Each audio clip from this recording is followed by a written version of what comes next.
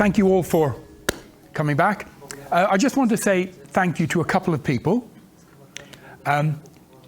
Nadia took 14 hours flying from Paris to get here. So, well, thank you very much. Thank you. 14 hours, delays and everything. So thank you for making the effort. And Christina has come all the way from Bangkok in Thailand. More than 14 hours. More than 14 hours, yes. So again, thank you. Thank you for that incredible commitment. We really appreciate it.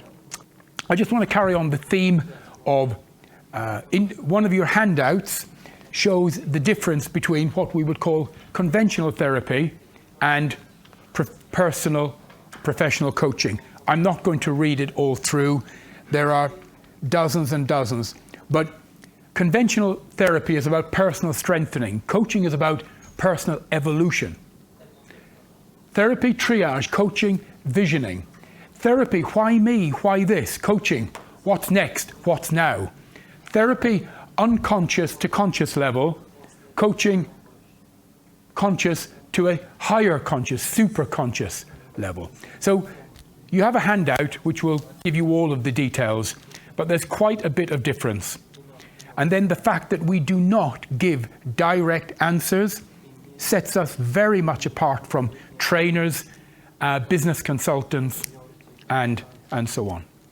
And like I said earlier, coaching is a new industry, started in 1983. A man called Thomas Leonard was the first to use the words life coaching. And it is now the second fastest growing industry in the world. And we saw during the pandemic, the need for coaching even go further, faster, quicker. Incredible.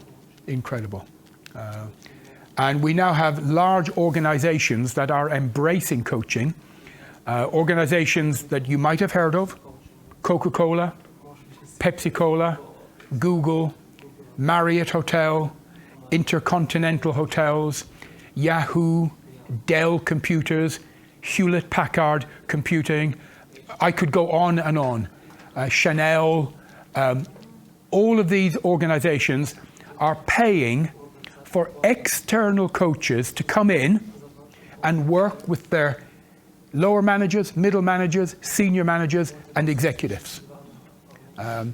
In the United Kingdom, we've recently, in the last 12 months, done a lot of work with municipalities. The UK is divided into counties, and each county has a municipality that looks after the police, the roads, the hospitals, the rubbish collection, you know what I mean, all of that. And they employ lots of people, and we're now working with many of those, coaching their senior management teams. And we did not approach them. They approached us. And in the last 2 weeks, we've been approached by the National Health Service in the United Kingdom, which is a very big organization. It's very, very big. And they now want us to work with many of their middle to senior managers, helping them to manage in a more coaching way. So they don't want us to train them to be a fully fledged coach, and it would take too long and cost a lot of money. But they want us to give them enough information and skills so they can just change the way that they manage. And instead of being what we would call command and control, which is more of a traditional type of management, they want to adopt a more coaching style, which I love to see. I love to hear that this is happening, and we're seeing this all over the world. So I wanted to share that. Okay. One of your handouts gives you a definition of coaching. This is the first 2 lines. Coaching is about performing at your best through the individual and private assistance of someone who will challenge, stimulate, and guide you to keep growing. That's the first 2 lines of the handout. And then the actual handout goes on and gives a much more in-depth explanation. So you can read that in your own time later. All right. Let's talk about who trains to be a coach. Why do they train to be a coach? Is it worth it financially to people? Remember, I started talking today about how many people are unhappy in their career, in their work, in their job. And even the people who are not unhappy, they don't have a deep sense of joy going to work, a deep sense of inner bliss. And therefore they're looking. During the pandemic, we saw a number of people trained to be a coach for different reasons. We have a lot of teachers now training to be coaches because it helps them to engage more with their pupils, their students, and be more efficient and effective at what they normally do. But interestingly, we have, in the last 2 years, 3 years, an awful lot more HR managers all around the world, human resource managers. And there are now many large corporations that if you are in the HR department and you want to move up, get promoted, and they like to see that you have a coaching qualification under your belt. And some companies have made it a requirement, and others are looking that way. So coaching is now being adopted and accepted and promoted by many of the large corporations worldwide. Another reason that people are doing it is, I guess the obvious one, is they want to create a second income stream for themselves where they are in charge of their income, not someone else. A lot of people during the pandemic suddenly found that they were out of work. It wasn't their fault. It was, no one's fault as such, but suddenly their income went kaput. And that was very frightening. If you have children, rent, mortgage, that's scary. So some people do it because they want to be a full-time coach. Other people do it because they want to add coaching to what they already do and bring in a second income stream. So let's talk about who trains and why do they train. And I'll give you an example of incomes. The figures I will give you are all from PwC, PricewaterhouseCoopers. If you go, they do an annual survey on coaching, have done for about 7 years. If you go to their website, the American website, not European, there is a 150-page PDF you can download, which gives all of the figures of coaching worldwide, who's coaching, who trains, who uses coaching, how much they earn in all the different countries. So, life coaching first, and then executive coaching. So, a newly qualified life coach, a man or woman who's just finished their training, they're just newly qualified, if they're coaching with a client, the average length of a session is about 60 minutes. About. Might be 5 minutes less, 5 minutes more, but usually about 60 minutes, about an hour. And we talked earlier that now your clients can be anywhere. You can live in Sofia and have a client in California, which I think is wonderful. How much do they charge? Well, I'll give you some examples. So I'll do UK, Western Europe, Eastern Europe, USA. So for a brand new coach, just out of training, with their clients, they would charge per session something like £50. In Western Europe, places like Germany, Netherlands, Belgium, Spain, France, they would be looking at about 60 to 70 euros. In places like Poland, Romania, perhaps Bulgaria, we'd be looking more like 40 euros. And in the USA, around 75 US dollars.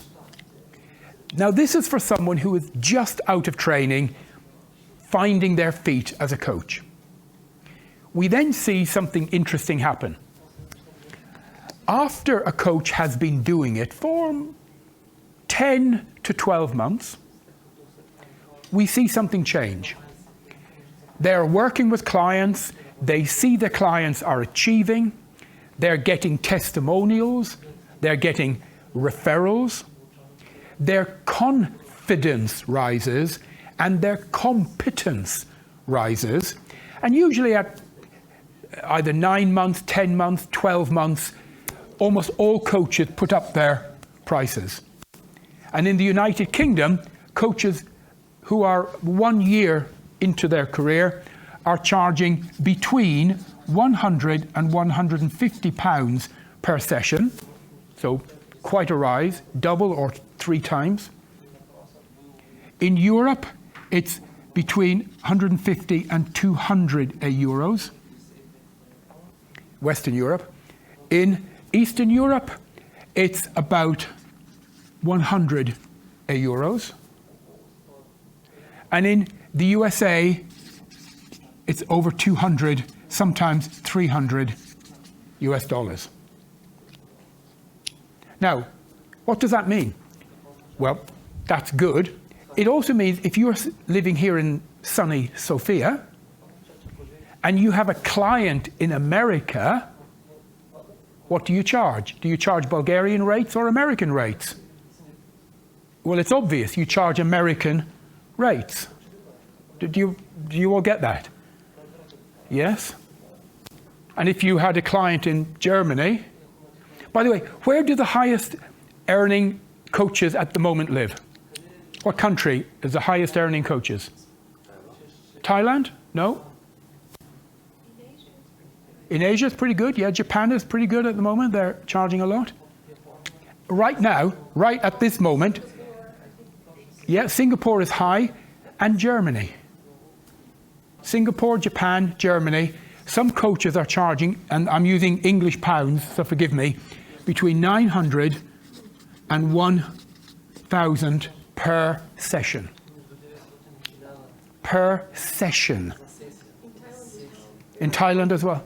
Yeah? No. So think about that. So if you could live here but have clients in these regions, and you would adjust your charging structure to where the client comes from, not where you are. Does that make sense to everyone? Yeah.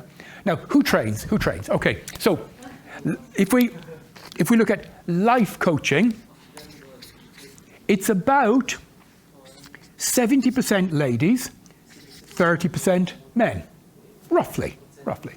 Slightly different in each country, and if you look at our room here today, it's about right. Then we come to executive coaching. Now, what is executive coaching? Executive coaching is simply coaching a man or woman who is in a senior management position. That's all it is. It's the same techniques, method, tools. Executive coaching tends to be 50% men, 50% women.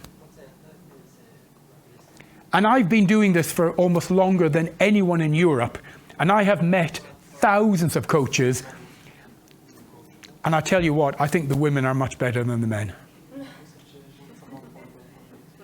I really do. This is not politically correct, so you might want to get rid of this from the recording, but it's not politically correct, but this is my feeling, and I feel that the women are able to show more empathy, more compassion. Does anyone know what I mean? They're able to bond and show more empathy with their clients, you know, which is great. So let's look at executive coaching. So executive coaching, and this is all over Europe and many other areas, executive coaches are charging between 150, and I'm using UK pounds, up to £1,000 per session. And we have a problem with executive coaching. I'll tell you about that. This would be a newly qualified coach, just out of training, finding their feet, getting their first few clients. This would be a more experienced coach. They have a reputation, they have experience, they have knowledge, their testimonials. We call them a master coach, and so on. So you can see that executive coaches earn a substantial amount. There's a problem with executive coaches, or coaching. There are not enough. There are not enough. It's like if you consider a mountain, life coaching, executive coaching, for some reason, a lot of coaches think, oh, it must be more difficult to do executive coaching because you're charging so much more money. It's usually the company that pays, not the individual. It must be more difficult, it must be harder. And therefore, coaches congregate down here doing the life coaching. And because many of them lack the self-belief, there's a lot of space up here. And there are companies right now who cannot find enough executive coaches, which I think is a great situation. Great situation. Yeah. So, I just wanted to share that with you. Right. In the world of coaching, there are ranks. So I'll come to this now. So you have what they call practitioner coach, senior coach, master coach, and there are a number of accreditation bodies out there, which I will show you in a moment. But the way you move up the levels is two things: training and hours. So all coaches would keep a log, a spreadsheet of all of the coaching hours that they would do. Like a pilot would keep a log of their hours, like a diver, and so on. And to become a practitioner coach, it's, again, roughly 60 hours of training. And, no, sorry, I got that wrong. 60 hours of coaching and about 150 to 200 hours of training. 150 to 200 hours of training, 60 hours of coaching. To be a senior coach is 500 hours of coaching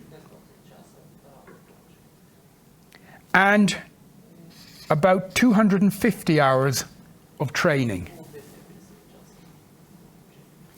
To be a master coach, and this really annoys me, because they changed it.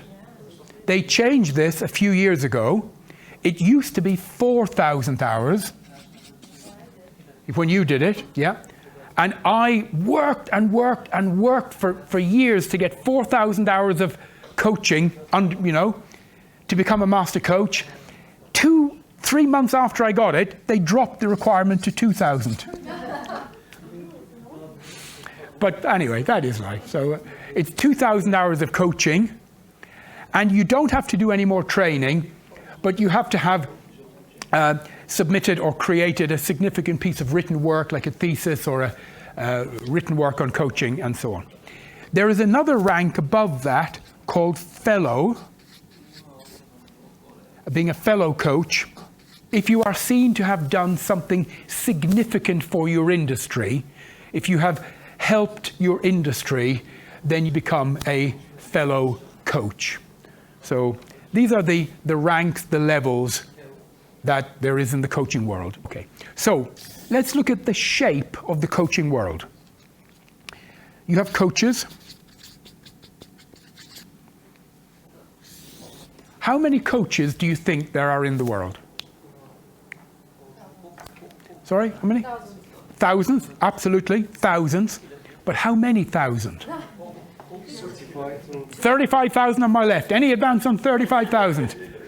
200,000 on my right. Any advance on 200,000? Certified or just practice? Okay. Right. I'll come to that. There are, and again, it's very difficult to know this because getting the figures is not easy.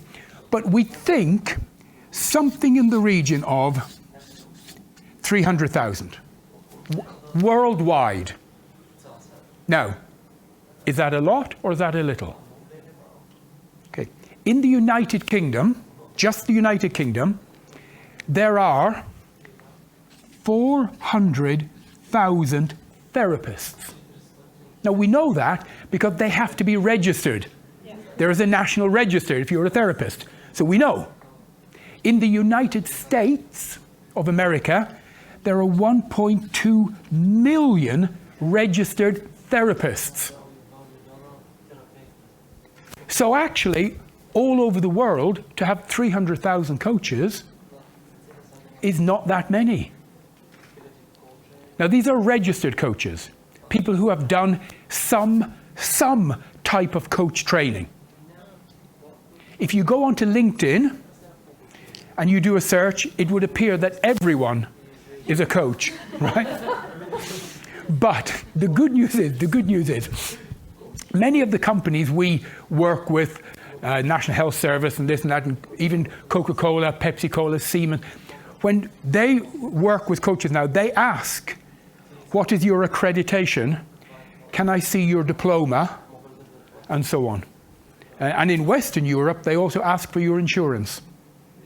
In places like the United Kingdom, Germany, France, you have to have an insurance policy.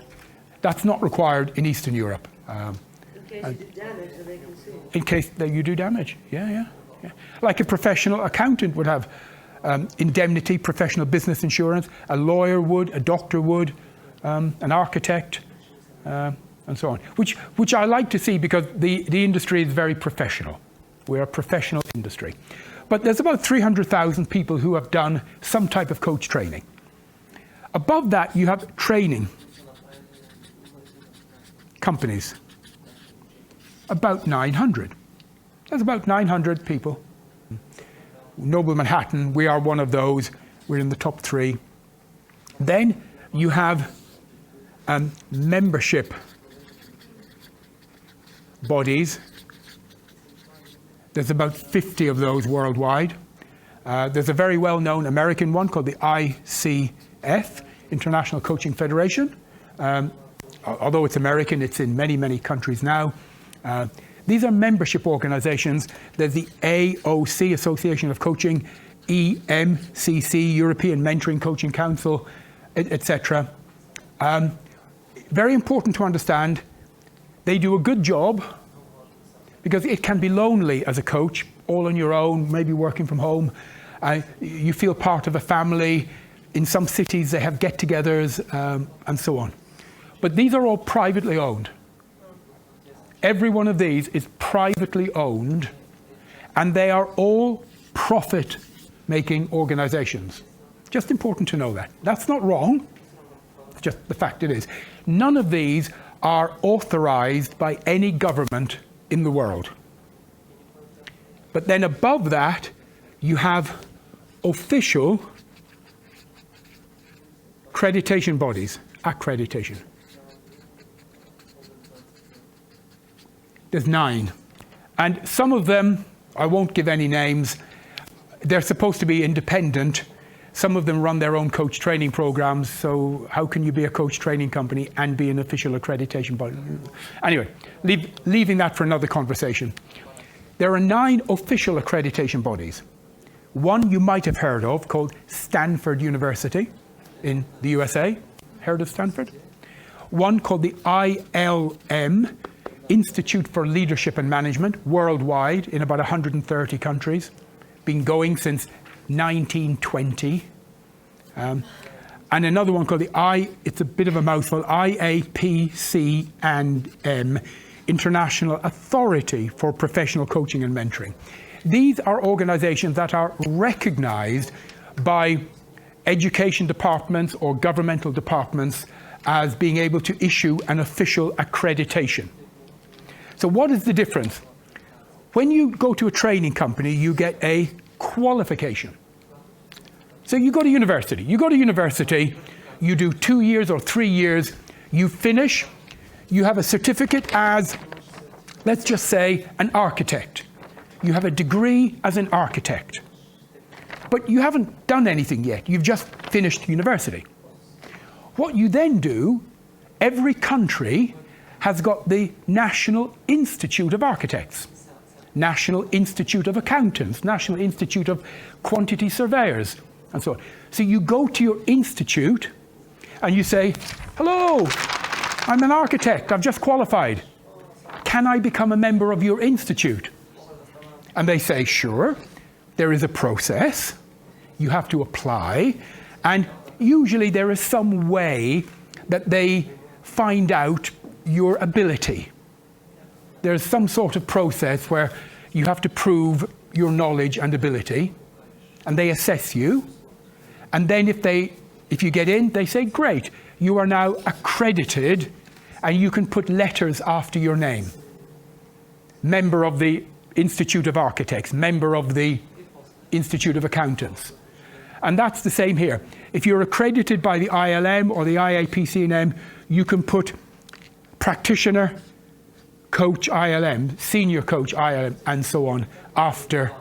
The letters are different for each organization, but you're able to put those letters after your name. Does that make sense to everyone? Yeah. And then there is a new body, a new kid on the block, called the IRCM. International Regulator. International Regulator for Coaching and Mentoring. What does the word regulator make you think of? Control? Law, like the police. And the difference is this. All of these organizations, here, and here, they charge some sort of money. You pay some type of fee.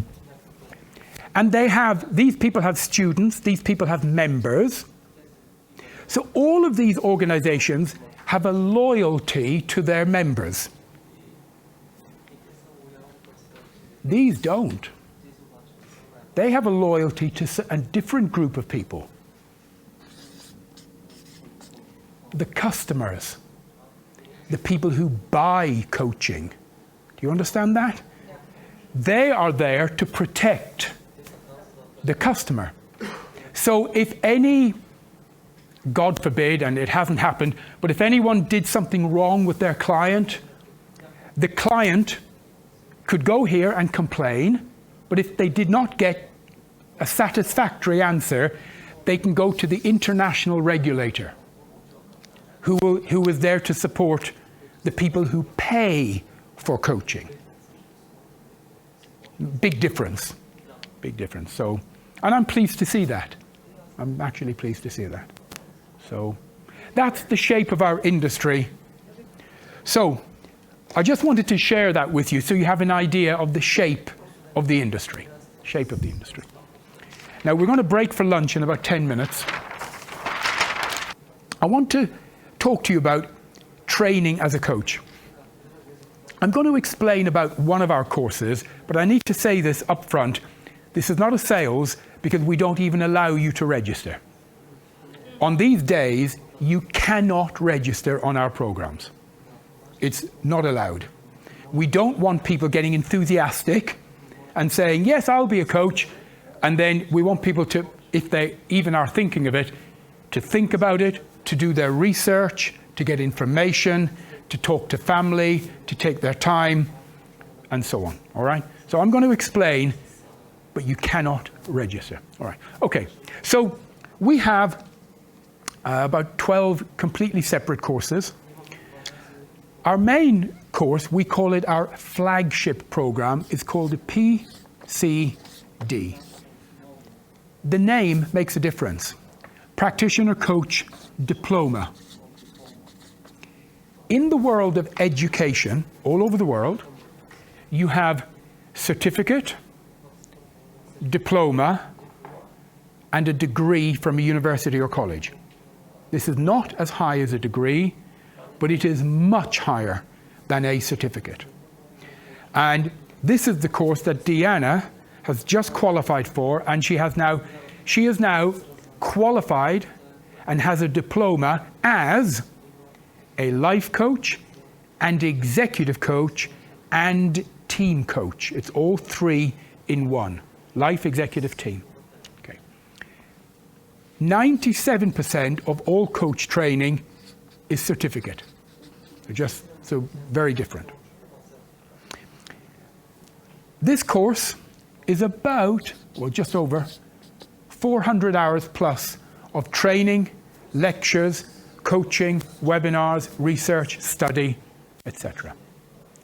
The average person takes anywhere from 9 to 12 months, on average. But it's very flexible. People can go crazy, put their blinkers on and go, and they could do it much shorter, or the opposite. People can take their time, people can stop to move house, get married, have a baby, this and that, and you can put it on pause, and people can take much longer, 18 plus months. But the average, to manage people's expectations, about 9 to 12-ish. The average person would do maybe 6 or 7 hours a week for 9, 10, 12 months. When people register, wherever they are in the world, we send them by courier the course materials. We've laid them out on the table at the back there. Course book, training manual, handbook, logbook, guides, everything is there. People don't need to get anything else at all. So we send all the material, books, manuals. Students then engage in a certain amount of reading and research.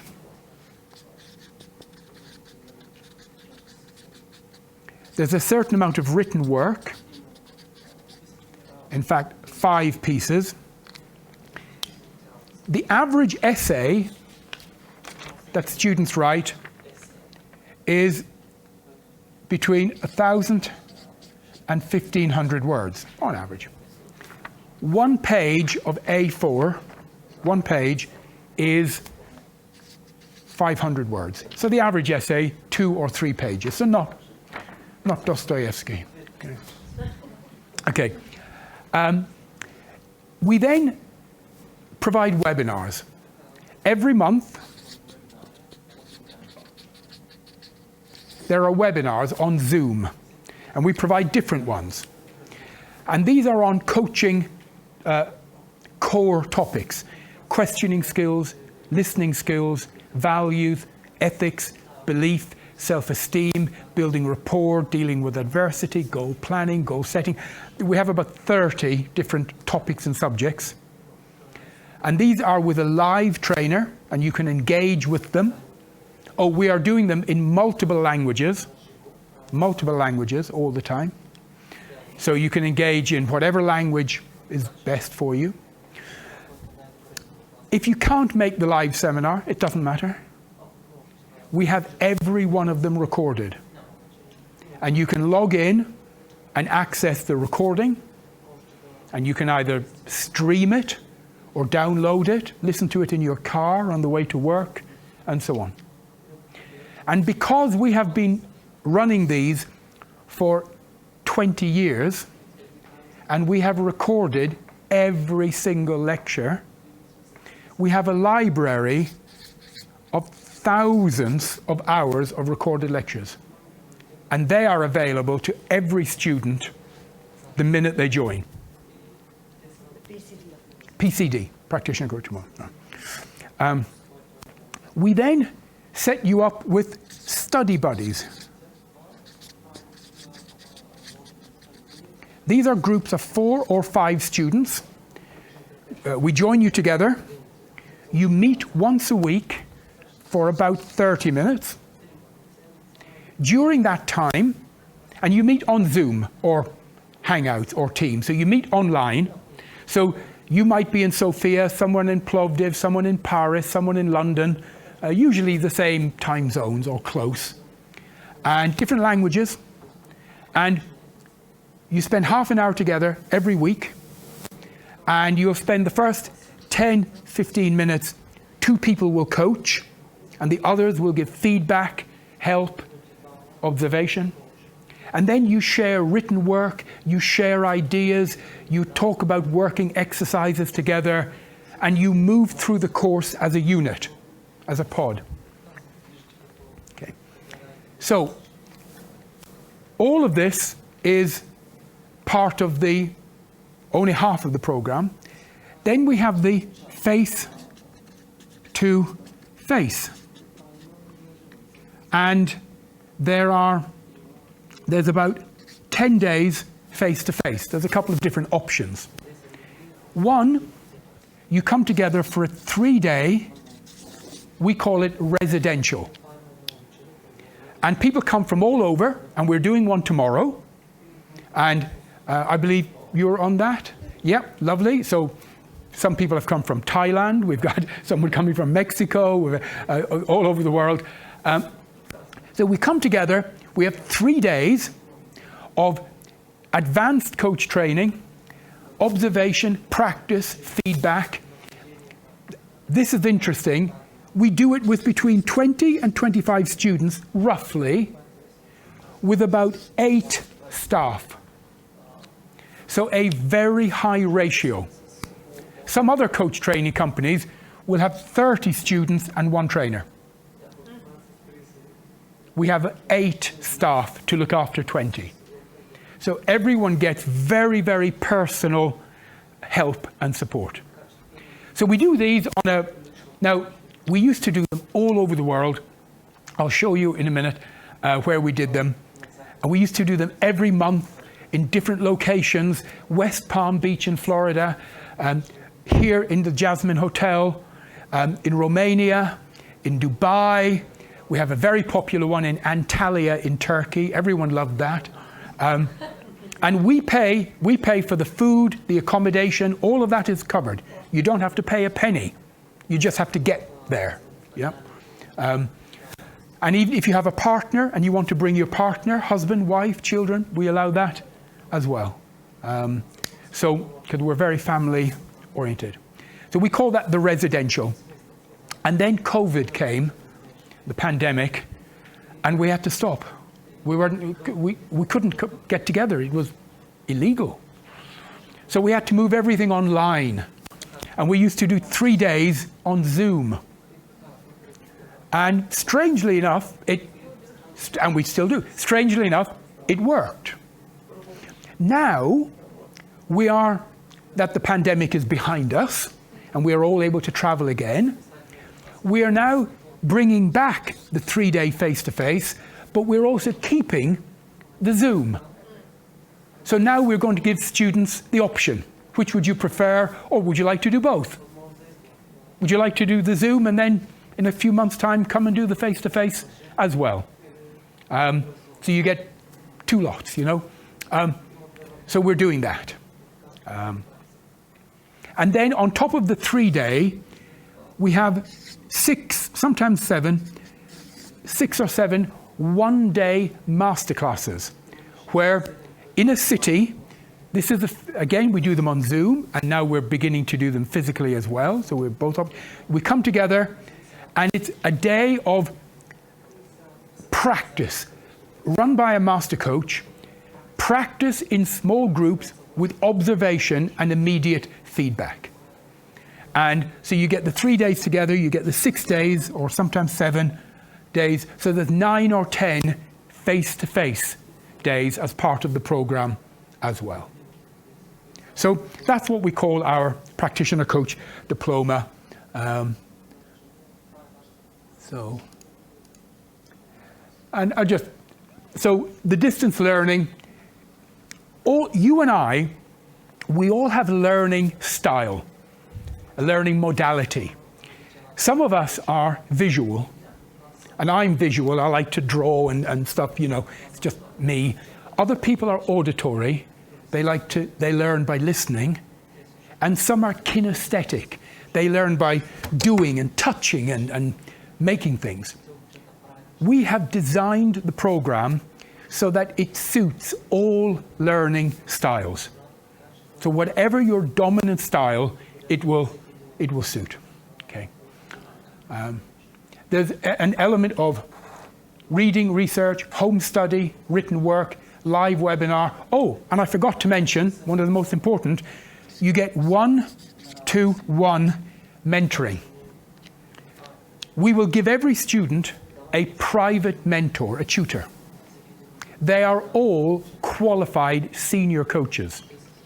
And that man or woman will work with you on a 1-to-1 basis for many months. It's like having a driving instructor. And they will be a combination of trainer, guide, teacher, and client. And every time you meet them, you coach them. And they will give you immediate feedback.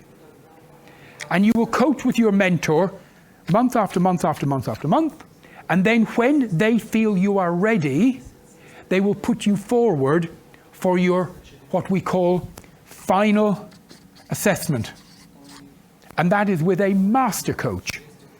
And that is a 45-minute coaching session with a master coach.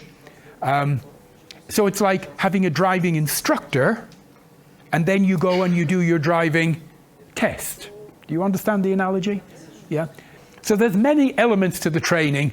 The personal study, research, written work, 1-to-1 mentoring, webinars, study buddy. These are all happening at the same time in parallel. And then we come together for 9 or 10 days as well. So it's wonderful. And we have all different modules. We teach communication skills, listening skills, values, ethics, belief, and so on. And you will do, during the training, you will actually engage in 60 hours of coaching.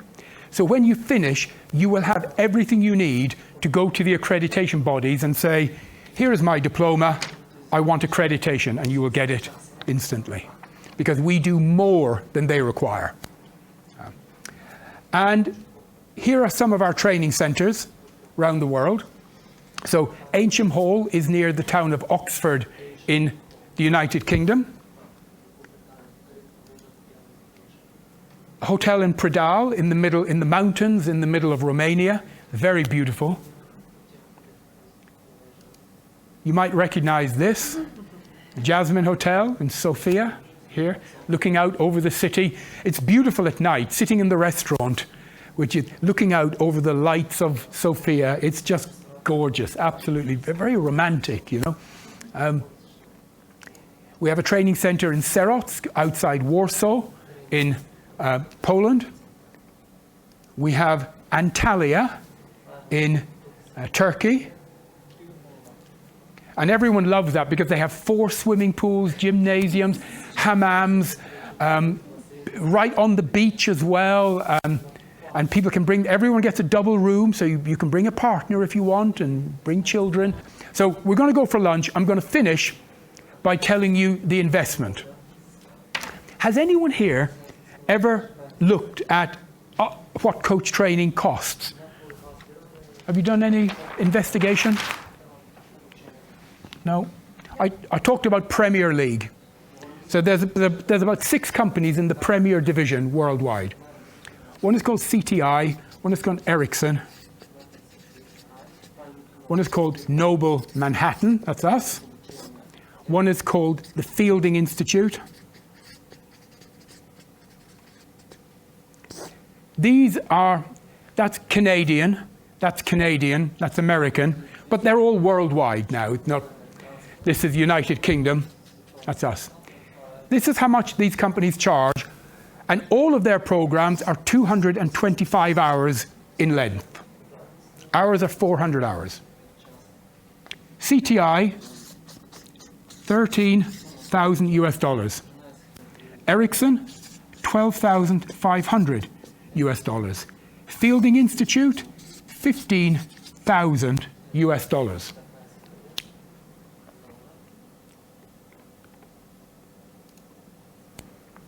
We charge, on average, now notice my words, on average, with these organizations there is no change, that's the price. We on average charge 6,500 euros for a course that's longer and more highly accredited. And we've got two different shapes of the program. We have the PCD Classical and the PCD Enhanced. You can have lesser or more masterclasses added and so on. But the other thing we do, we allow people to pay. So first of all, it's not that price, it's much less. Then people can pay over a long time. But there's something else we do that no other coach training company in the world does. Number one, we offer scholarships. Like any good university. Everyone, listen to my words, everyone gets a scholarship. You fill in a form, you tell us about your personal situation, our team review it and offer a scholarship. If you're in a high-paid executive job, you might get 50 euros. If you're a single mother looking after children on your own, you might get 2,000 euros. This is money we give you. You do not have to pay it back. It's not a loan. It's a scholarship. The other thing we do, and we're the only coach training company out of 900, we give APL. It means exemptions. If you have got, the word is equivalent, if you have got in your past knowledge, experience, qualifications in a similar area, equivalent, we don't think it's right to charge you money for something you already know. So we will reduce the amount of work you have to do, but you get the same qualification. People can apply for exemptions. We send you a Word document. You fill in everything you've done that is in a similar area, and we review that, and we would then say, okay, because of your past, you don't have to do this, you don't have to do that, and that. So that's why there's a question mark here, because the cost ends up being slightly different for everyone. Every other company has one course, one price, non-negotiable. We're the only company that do that. And we feel it's the moral, the ethical thing to do. I guess people who would benefit, who might not be able to afford a life coach, but would definitely benefit, or you could be in a profession, you could be a teacher or a social worker, where it would be lovely if you could get a coach, but your organization might not be able to afford. We cannot tell anyone to do this. We can only advise. I do it, I've done it for years. We recommend that there's a word called tithing, which means you give back to the world, you give back. So what I often say to people is, if you are a professional coach, perhaps you could give 10% of your time for free. And many coaches do that. So they will charge some clients, and they will give 10% of their time for free to other people who could not afford it. Personally, I think that's a good thing to do. We can't tell people to do it. We can only suggest and recommend. But a lot do.